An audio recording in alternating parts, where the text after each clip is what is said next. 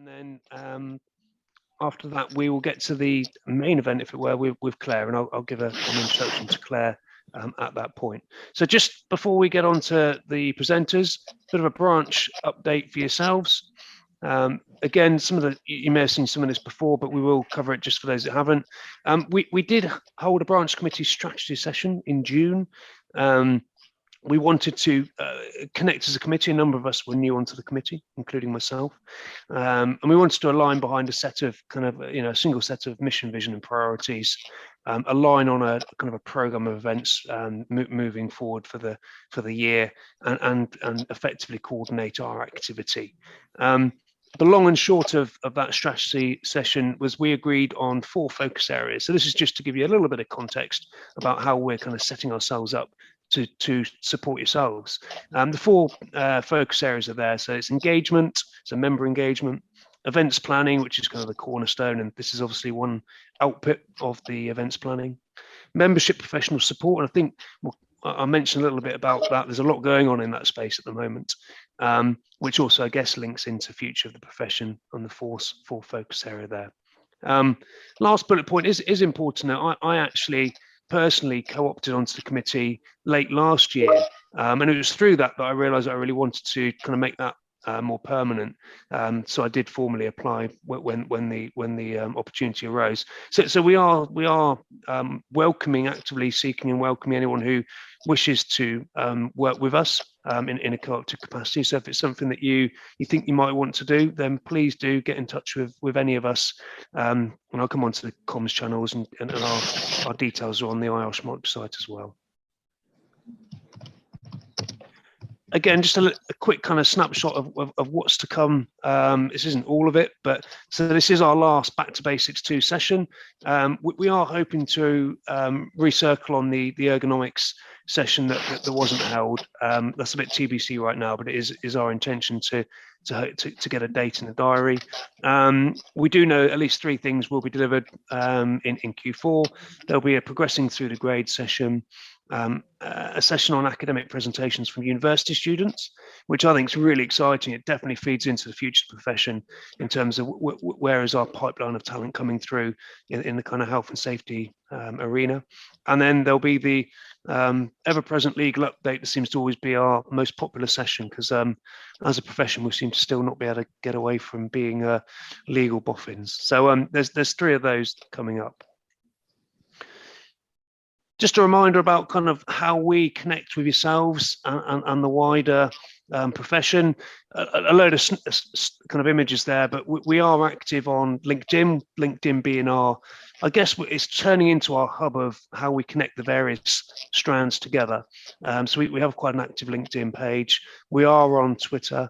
There's the IOSH mailer. There's the IOSH Connect emails. We do have the branch recordings that find their way onto YouTube as well. So please do connect with us on your kind of social media platform of choice. And just as a bit of an update, you may have, more broadly than just Chiltern Committee, there's been a couple of IOSH emails that I thought I'd just draw your attention to if you hadn't already seen them.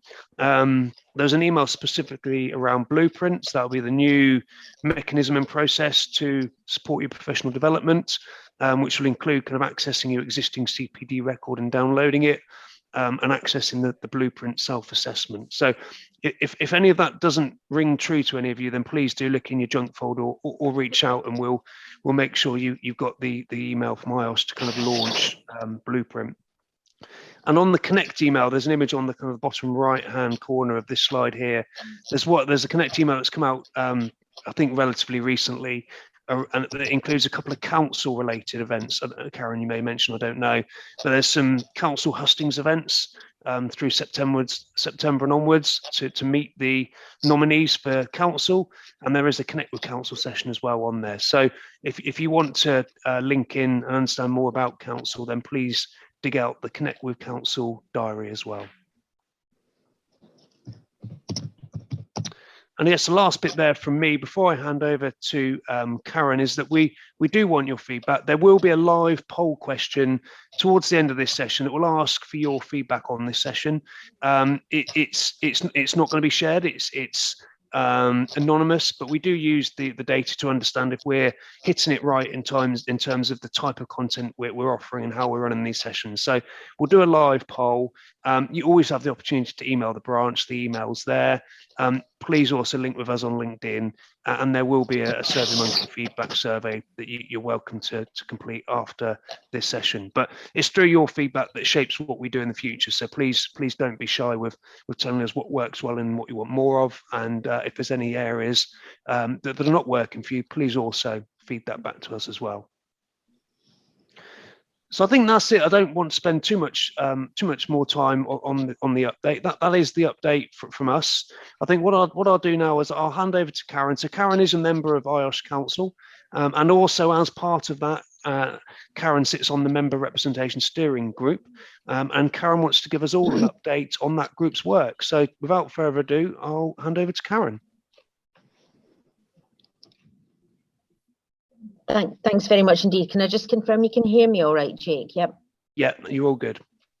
Excellent. Thanks very much. Well, thanks a lot for providing the opportunity for a member of the Membership Representation Steering Group to speak at the Chiltern Branch today.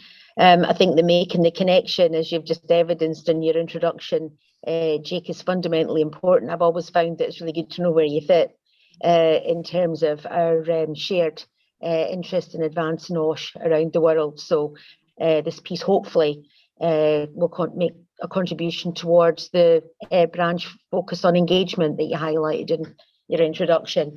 The purpose of us attending branch meetings is really just to highlight that this steering group exists and how it's endeavouring to make member voice heard at council and also in the wider IOSH world.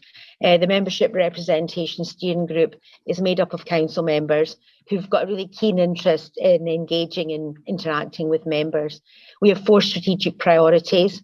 Those are to facilitate a LinkedIn programme with members, and you mentioned the Connect with Council in your introduction there. So very much about facilitating and providing opportunities for members to come together to discuss the topics that matter to them, because member voice is fundamental. To increase council profile and awareness through a structured representation programme and communication campaign. And again, that's been particularly visible on LinkedIn. And to do this type of thing that I'm doing with you today, to liaise with branches and groups to get the views of the membership. And then identifying those strategic themes from the membership and ensuring they're highlighted within a council context and then are taken elsewhere within the IOSH network to make that change, to effect that change. The aim of the steering group is to gain the views, thoughts and opinions from all members of IOSH on any and all aspects as part of our role. And we will then feed this back to council and where appropriate with proposals for change. We very much have the monthly Connect with Council sessions, which are run by us, the Member Representation Steering Group, and which really look to focus on engagement and communication to all members. These sessions are open to all and give the opportunity for members, and I saw in the chat there, you know, we've got people who are more geographically remote than Chiltern, and that's the beauty of these virtual meetings for our membership. So we give the opportunity for members to come and ask any questions they may have, raise concerns or queries, or just grab an update on the work that IOSH have been doing. So that those sessions, which are monthly at the moment, are very much there for these opportunities. We'd like to ask you as Chiltern Branch to encourage your members to join and connect with us. The sessions are informal, so you can drop in and out as you can, because we are very time pressured as IOSH professionals in our work and quite often in our volunteering roles as well. Some feedback on the most recent session was that it was excellent and insightful questions were asked and feedback and suggestions provided. So these sessions are about the members, the work of our group is about the members. For the next opportunity to connect, please keep looking at the posts that appear through the LinkedIn, various aspects of LinkedIn to have your voice heard. And that's really the encouragement I'd like to give you today. there is the opportunity to, if anyone has an issue that they would like to raise, that they would like me to take to the membership representation steering group, please do. We can take a few moments through that just now, or you can get me on my personal email address, which is karen10390@btinternet.com. When people raise issues with us, what we do is we add them to a tracker that is then discussed at the full membership representation steering group meetings, and then we provide the essence of what's been raised by our members to council, and as I mentioned previously, take forward proposals as we see fit. So I hope that's sufficient to encourage you to engage through myself with the membership representation steering group, and hugely grateful for your time again today, so thank you.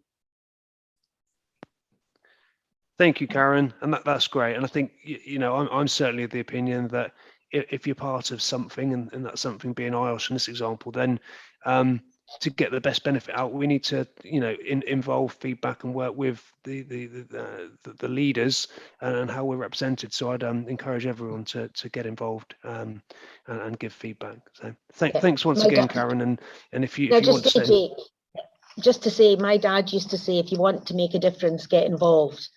You know, so that's a quote I use a lot. So and it resonates with people for all sorts of different reasons. So hopeful that people come forward and ask questions. You have my email address, and I'm happy to be a conduit for the branch to make sure your voice is heard. Absolutely, the old adage, isn't it? You get out what you put in. So absolutely, totally, agree with absolutely. That. Now, I actually am unable to stay with you for the remainder of the meeting due to other work-related commitments. So please do get in touch, and I'm here to support you.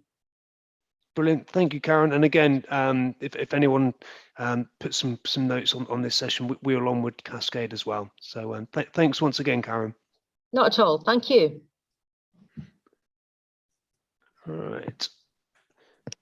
So we'll now move on to the main event, which is what we're all here for, really. So we've got a really great presenter to join us today, in Clare Davey. Sometimes we have quite long-winded introductions that take kind of half the time of the whole session, so I'm gonna forego that. I'm simply going to say that Clare Davey is a director of Implexis Consulting and a behavioural psychologist. And Clare will talk about the psychology of instant investigation. I think that's really important to mention. This isn't a how to do an instant action investigation with a checklist. This is the psychology of instant investigation. And I think we're all going to get something new, something different, a new flex on what is a lot of our bread and butter. So without further ado, I'm going to stop sharing my screen. Okay. I'm then going to allow Clare to take over and just give you a really warm welcome from all of us at the committee. Clare, I'm really looking forward to your session. Thanks for that introduction, Jake. It's nice that you've kept it short, because now I can say a lot about myself. I'm a behavioural psychologist, director of Implexis Consulting. I've worked in health and safety for since 2006 was when I started, so 16 years. And I just got so engrossed in the behavioural side of things that I moved away from my day job and focused specifically on the behavioural side, doing a master's in behaviour change through the University of Derby, and then being able to put all of that into practice, working with various different organisations. So really that's about me. That's all you need to know about me. There's not a lot more, to be fair.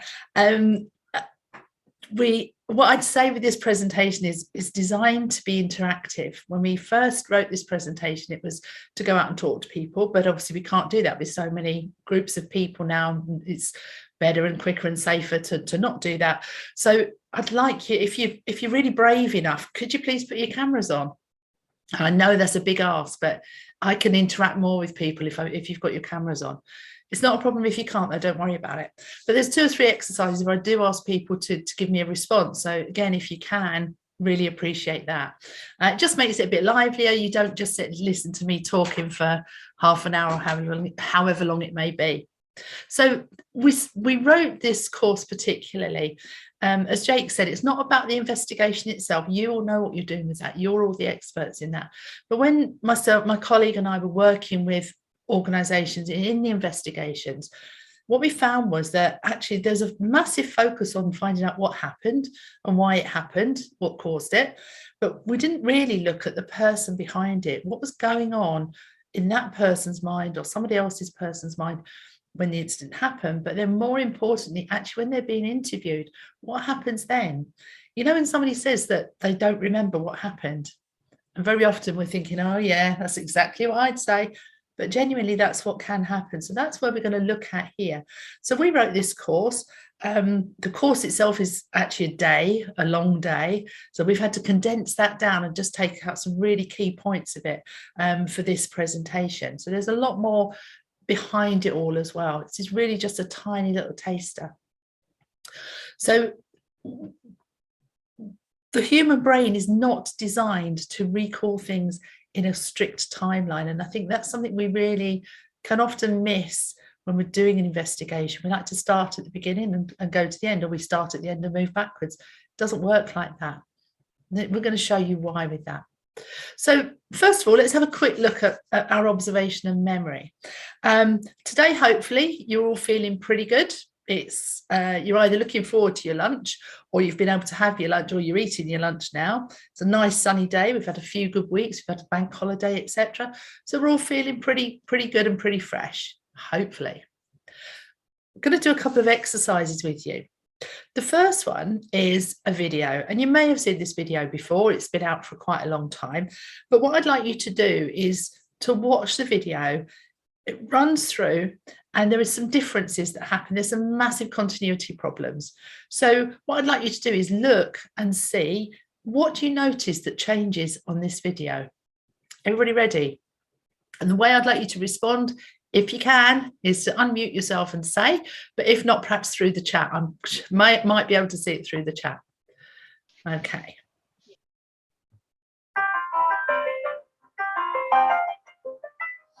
Clearly, somebody in this room murdered Lord Smythe, who, at precisely 3:34 this afternoon, was brutally bludgeoned to death with a blunt instrument. I want each of you to tell me your whereabouts at precisely the time that this dastardly deed took place. I was polishing the brass in the master bedroom. I was buttering his lordship's scones below stairs, sir. I was planting my petunias in the potting shed. Constable, arrest Lady Smythe.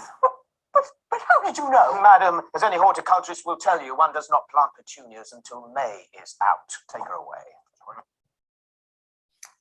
Okay, so did anybody notice any differences there? Yeah, the rolling pin from the butler's changed to candlestick. Yeah, absolutely. The rolling pin is now a candlestick. Anything else? Victim's jacket changed. The bear changed.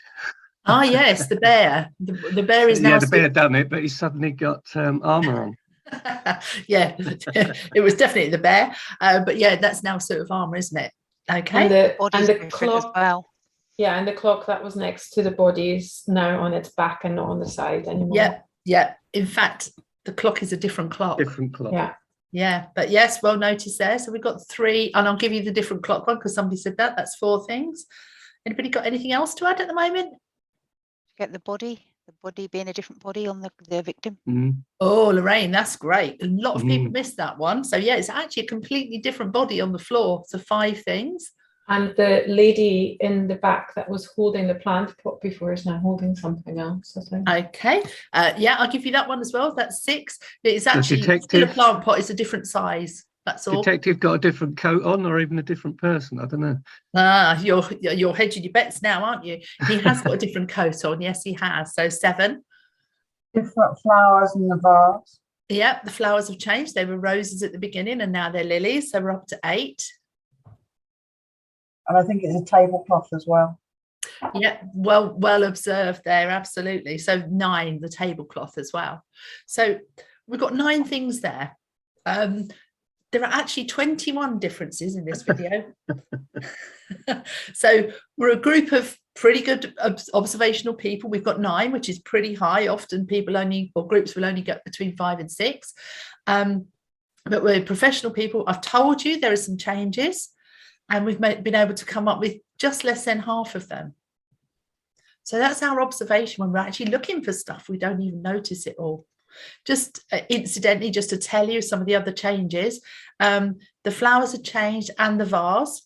The carpet has changed. The detective's hat has changed. We got his coat, we didn't get his hat. The bust in the background, the curtains in the background. The moose thing on the wall was something else before. It was another animal. The pictures in the background have completely changed. We got Lady Smythe's pot that she was holding, but her hat has also changed. So, you know, even I can't get all 21, and I've seen this video hundreds of times probably now. There's so many that are there and we just miss them. Let's have a look at the rest of the video because it shows you how it was filmed. It's just a matter of observation. The real question is, how observant were you?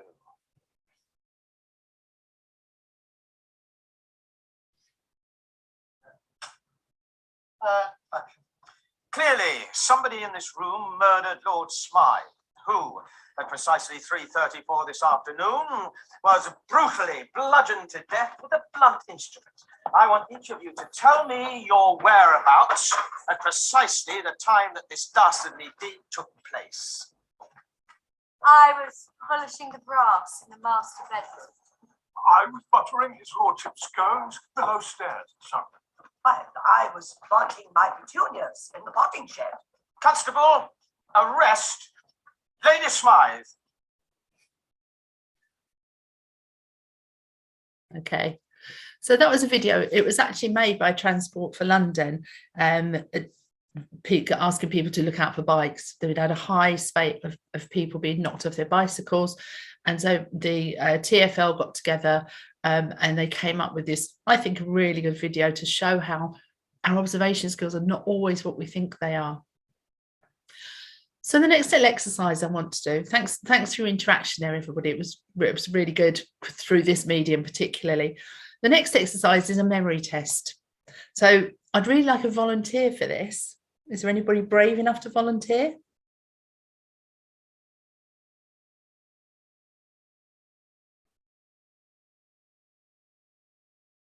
Come on. Simon, is that you? Did you make a noise and it's picked it up?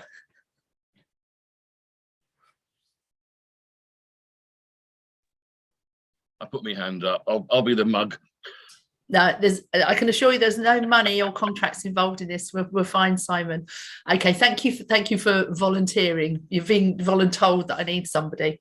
What I'm going to do, Simon, I'm going to show you a screen. It's got a series of random objects on it.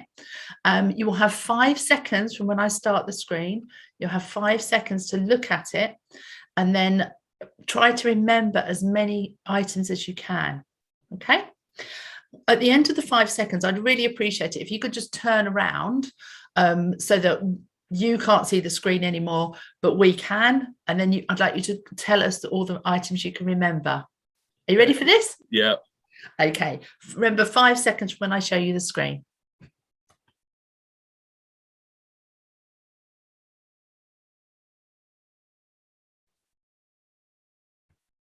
Okay. Could you turn around then, Simon, please? Or shut your eyes yet? Okay. What can you remember? Car, a dog, what looked like a window frame, a Greek god type mask. Okay. Was there a Zimmer frame? Yes, there was. I think there was a book. And that's about it. Okay, that's fine, Simon. Thank you. Didn't have time. Sorry. There's quite a lot of items there to remember in that time. You said a book. It was actually a passport, but I'll give you that because it, without the fine detail, you wouldn't know that. So you actually remembered 6 items. Okay. I'm sure you'll be really pleased to know you're quite average, Simon. I think I'll take that as a compliment on this one. Okay, so what happens is our brain only has a certain capacity for remembering stuff. And most people can remember is 7 plus or minus 2 is the average. So we remember between 5 and 9 items. So coming out at 6 there, you're within that range, Simon. So That's what I mean by that. No insult intended. You fall within that perfect bracket. None taken. The reason for this is it's called our working memory, and it's a really short space. It's a really small part of our brain that can only cope with a certain amount of information.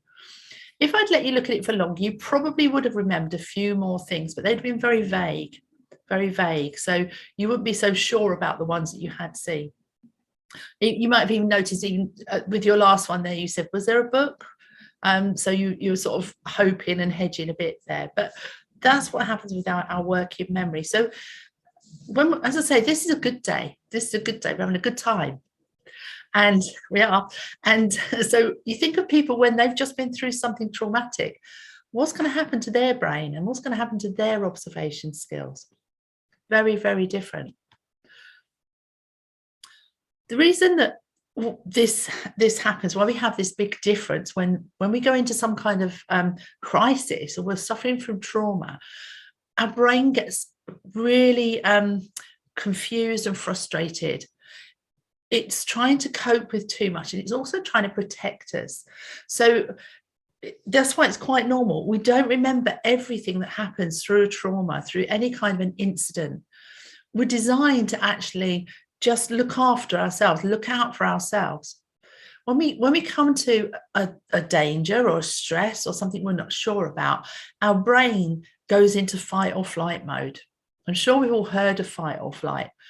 What happens in this response, and it's a natural response we have, it's very normal, and it goes back to our days when we were hunter-gatherers. It goes back to all that time ago when if I was out hunting for food and I heard a noise in the bushes, a rustling in the bushes, I'd run away from it or I'd freeze. And that's because that noise in the bush was something that was either going to kill me, it was going to chase me and kill me and eat me, or it was going to be my next meal. So we immediately do that. They're going to run away from it or we're going to fight it. The third thing that we often refer to here is freeze as well. So the first thing we do is stay still, because any predator will look for movement. Therefore, if we stay still, we're less likely to be seen, or we can also work out what it is. And what happens during this time, there's some physical things that happen in our body, and we can't help that. Our brain releases a whole series of chemicals, and one of those is noradrenaline. We release adrenaline and noradrenaline.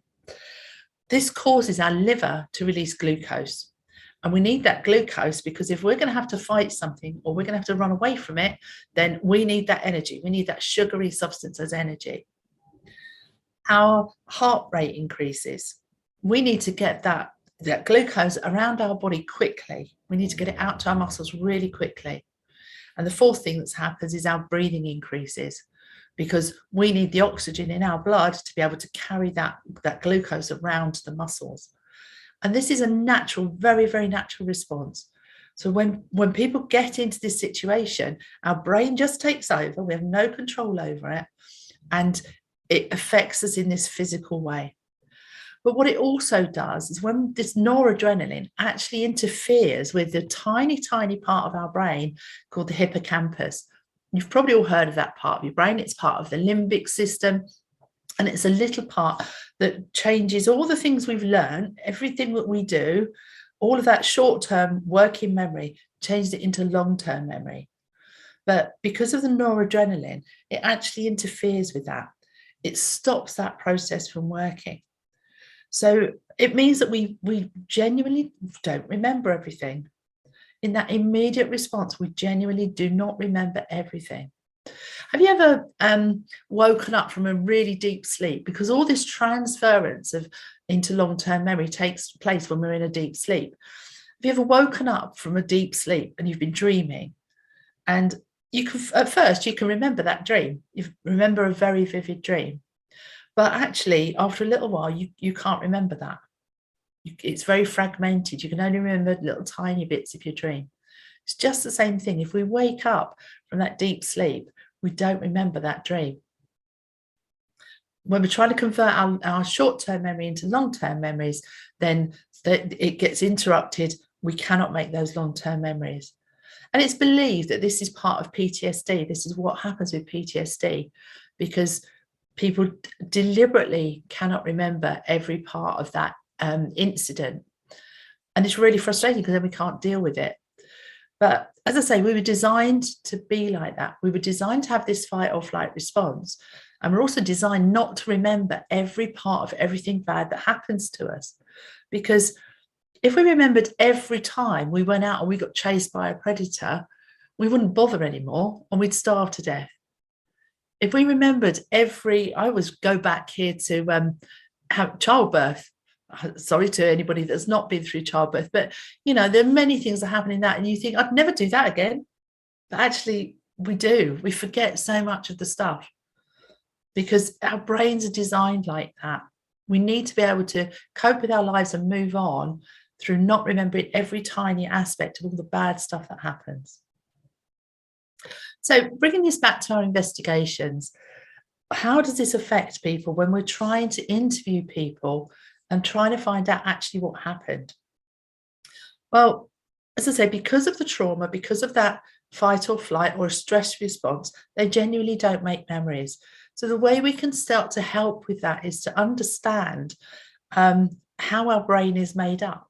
And this is really, really simplified. If I were to sit and try to explain the whole of the brain to you, well, I wouldn't be able to do it for one thing, but it would take forever. So we've broken this down into 3 really small parts of the brain. So we've got the first part, the lizard. If we start at the left here, sorry, my slide was done the wrong way there. The lizard part of the back brain, the basal ganglia. It's at the very back. It's the top of your spinal cord, and it's the brain stem that goes up into the bottom of your brain. That's the oldest part of our brain. It's the part that developed first of all, and it's the very slow moving, simple part of the brain that just looks after all of our daily functions, everything we do without ever having to think about. Our breathing, our reflexes, all of those come from this part of the brain. Your heartbeat, the liver releasing, the liver operation, all of those vital functions that happen are all from this part of the brain. It just goes on, it just ticks on in the background. The second part, and the second eldest part of our brain, is called, we refer to it here as the chimp, and it is the limbic system. And the hippocampus that I mentioned earlier is part of this system. The chimp part of the brain is the really quick to react part of the brain. It's the very emotional and reactive part of your brain. And then finally, the third part of the brain that we refer to is called the human part of the brain, prefrontal cortex. It's that crinkly bit around the outside of your brain that we're all familiar with when we look at images. Formal name is prefrontal cortex. That's the part of the brain that is very logical. It's the part that looks at long-term implications. It looks at the future. It reflects on the past. So it is the part that gives us our thinking part of the brain, the very analytical part of our brain. Now, we use these terms here. The lizard, we've compared them to animals, basically. And this comes from a model by a guy called Steve Peters, who wrote a book called The Chimp Paradox. So when we're saying we have these parts of the brain, we're not saying people are like that. What we're saying is that this is how this part of the brain works. This is the animal that relates to that part of the brain, and the way that animal works is how this part of your brain works. So as I say, the lizard, very slow. The chimp, very quick, emotional, reactive. The human, far more logical, longer term thinking, reflecting, very analytical. When we are talking to people about how, as I say, this came from the model by Steve Peters, the chimp and the human. So if we could think perhaps another quick exercise here, thinking about the chimp. I've already told you that it's reactive and emotional. Anybody got any other ideas of how a chimp would behave? Community driven. Community was that? They live in communities. Yeah, absolutely.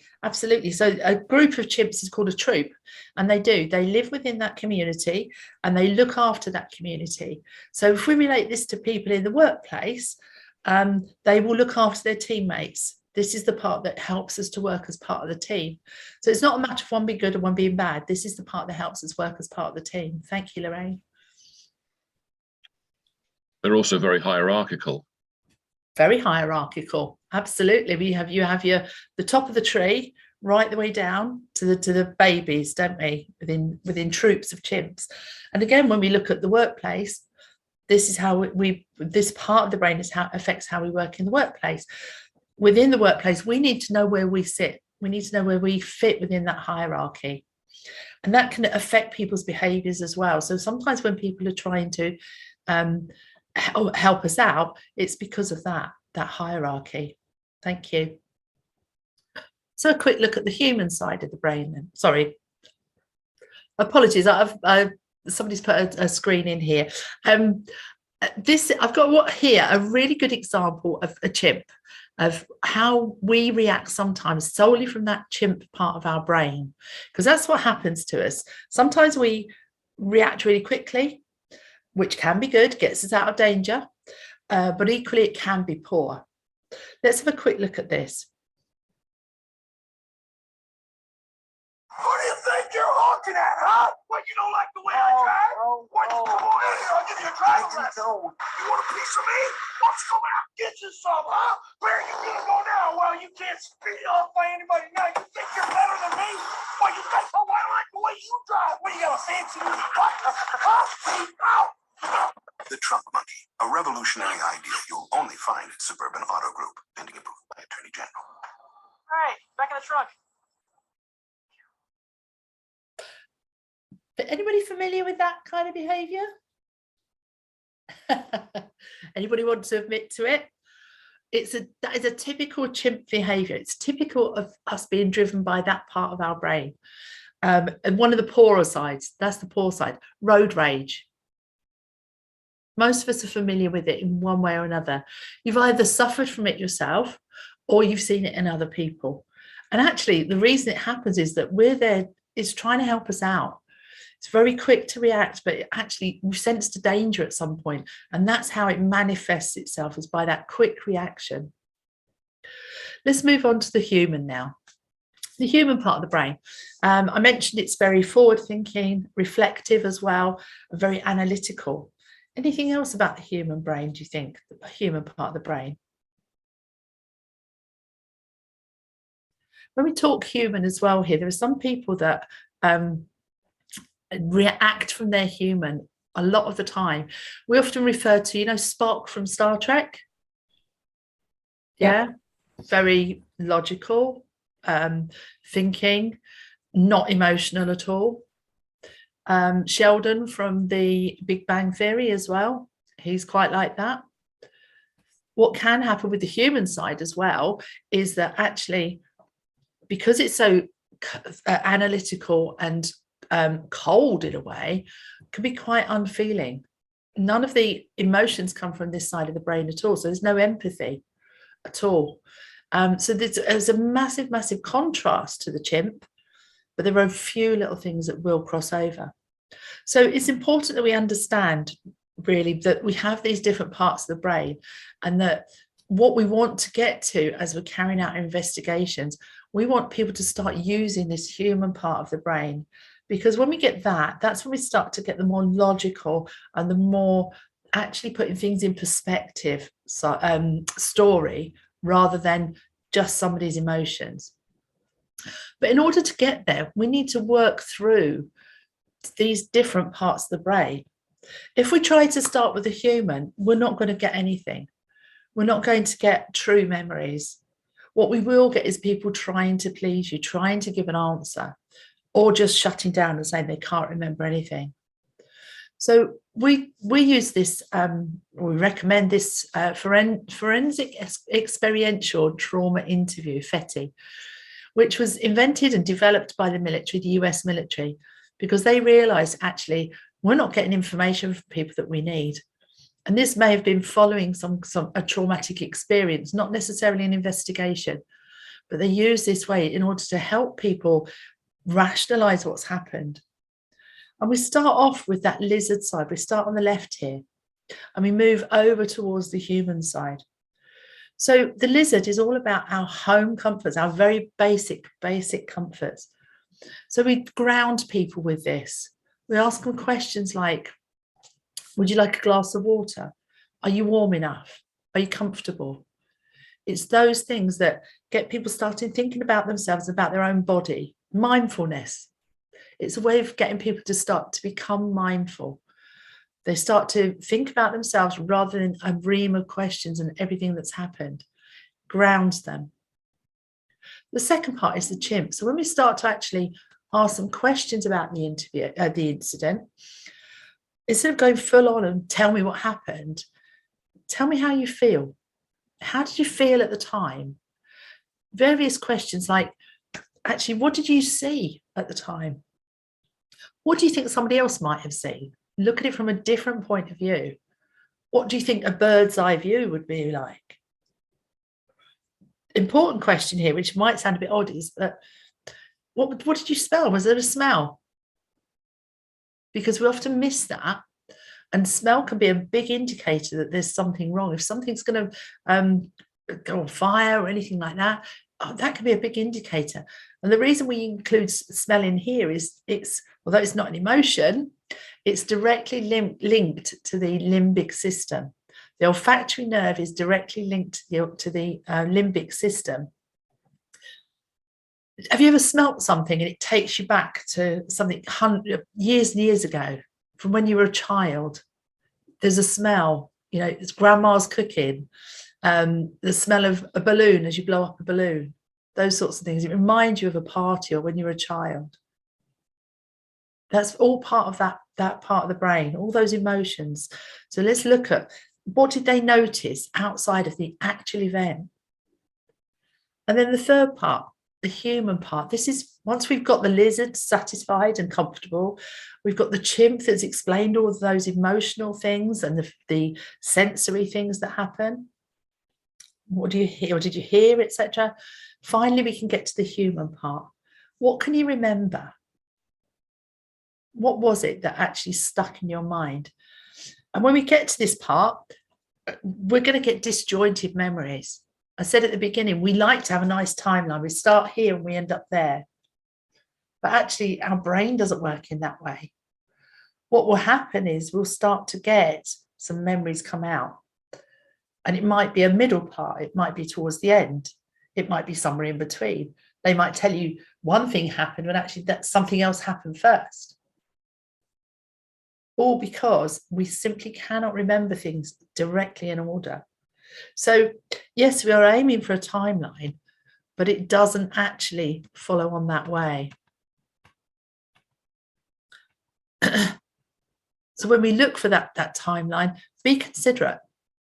Think about when somebody says something, put it in, note it down, but don't put it in a timeline. Let them put it in the timeline for you afterwards, because that way they build up their own recall. And it will come back to them, but it won't be instant. It can be ages before that actually comes back to them. So for me, this is just a really quick run through. As I say, it's a whole day course. In our course, we do cognitive interviewing as well. We do a whole range of other things that help to build upon these skills, these techniques that we can give to you. What questions do you have for me? I guess I'll start by saying thank you very much, Claire, for the insight into the kind of psychology of incident investigation. It's fantastic. I think hopefully Tony's still on the call, and if there's any questions that have come through already, Tony, better kind of read those out. I guess just one from me, just to start us off. I guess this must link into also the mannerisms and the ways in which you conduct an interview or conversation, and I'm assuming a kind of a curious, open-ended, go in with no prejudgment type approach would be a prerequisite to this. I don't know if there's anything you want to share around the style of the approach, as well as the kind of the science behind the layering of those three parts of the brain. Yeah, certainly.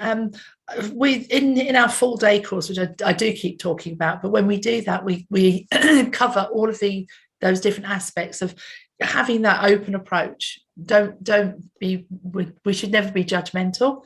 We shouldn't go with preconceived ideas. Obviously, we should separate people as soon as we can after an incident, because otherwise we very easily get shared memories, but people will start to agree with each other when it's not necessarily true. So we have to go in with a very open mind, non-judgmental, make sure they're comfortable, that go back to that lizard part of the brain, and start from that point. We need to think about how, even to the physical things like how we're seated in the room, how that can make a difference. Because, well, an example here, if you sit opposite somebody as you're interviewing them, how can that come across, do you think? Absolutely. Potentially interrogatory. It can be, that can be intimidating, to sit to the side of somebody, even if it's to the like perpendicular to 90 degrees to somebody, or actually right next to them, depending on obviously the circumstances, the person.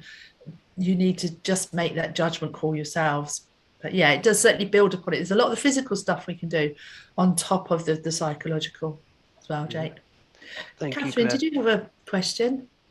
Yeah, thanks, Claire. Really interesting. I'm coming from an emergency planning kind of angle, and I'm thinking of first responders in a major incident, which could be, pretty bad.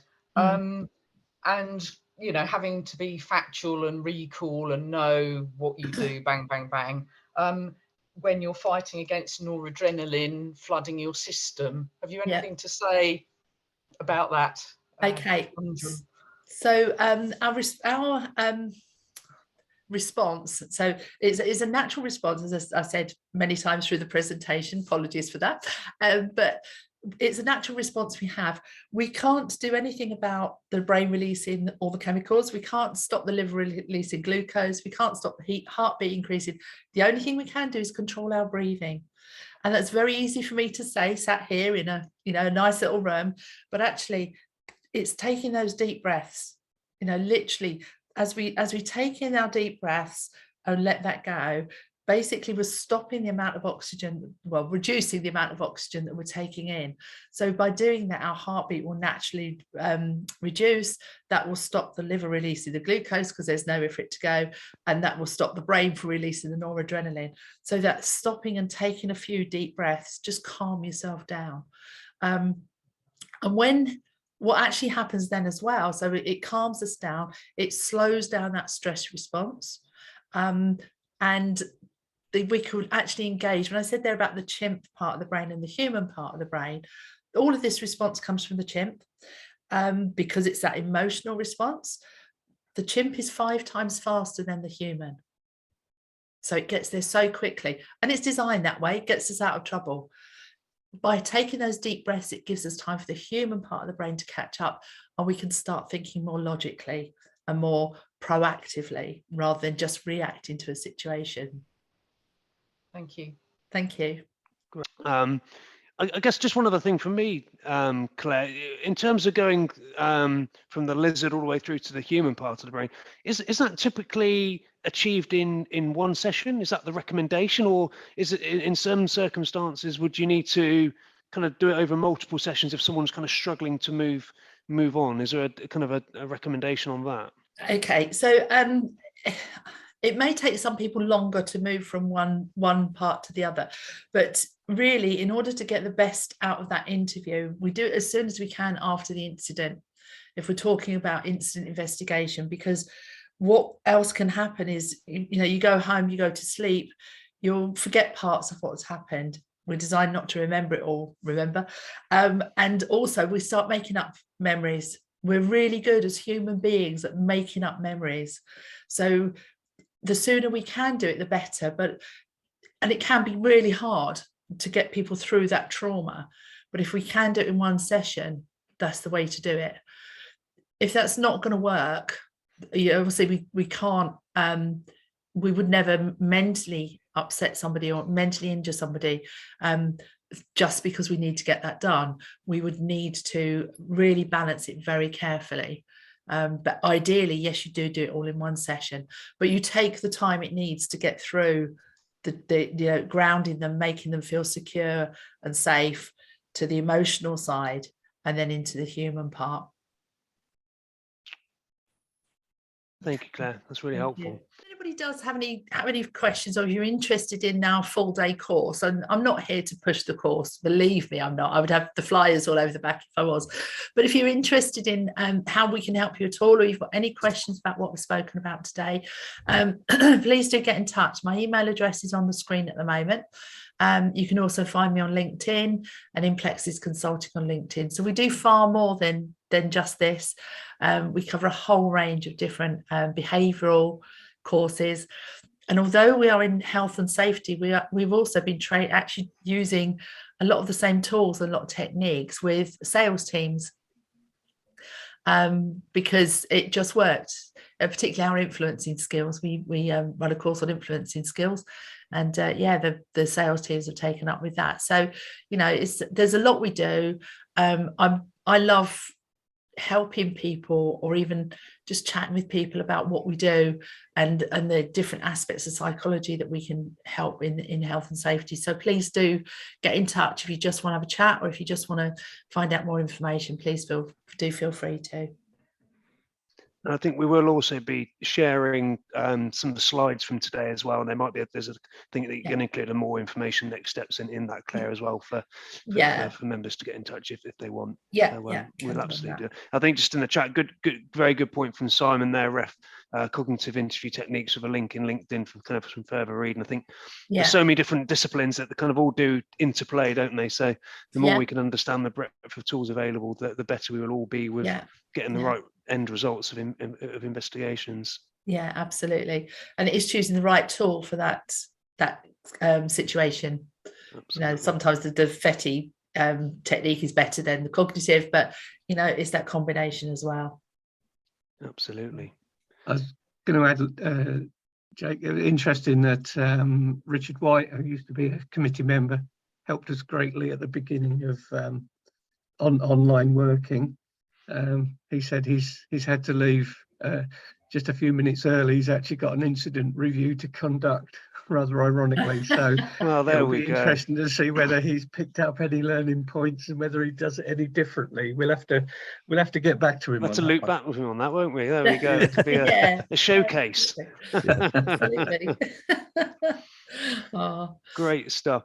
I'm not seeing any more Q&A, so no. I think we can close it down there. So I think just for me, a big thanks from me, Claire, from personally me. I think it's been a fantastic session, as well as from the committee. There's been a great level of engagement from everyone that's joined the call. So to those that are still here that haven't dropped off, which is most of you still, which is great. Thanks for getting involved. Thanks for putting your cameras on. Thanks for responding. It made this probably one of the more interactive back-to-basics sessions that I've actually been on, which is, you make it what you put in, don't you? Like what we mentioned right at the beginning with Karen. So thanks to everyone. Thank you to Claire. We will circulate the slides and some next steps. I think with Tony's magic, there will be a recording as well. There will be, at some point in time. And just to reloop on the original slides, if you do want to get a bit more involved in committee, please do reach out to myself or any of the committee on either direct email or on LinkedIn. Be more than happy to have a chat about how you could support doing more of all this good stuff that we've done today. So that's it from me. I think the committee will just stay on for a couple of minutes to close it down officially, but that's it for today. Thanks for your time, and see you at the next session. Goodbye. Cheers. Thank you, everybody. Bye. Bye. Bye.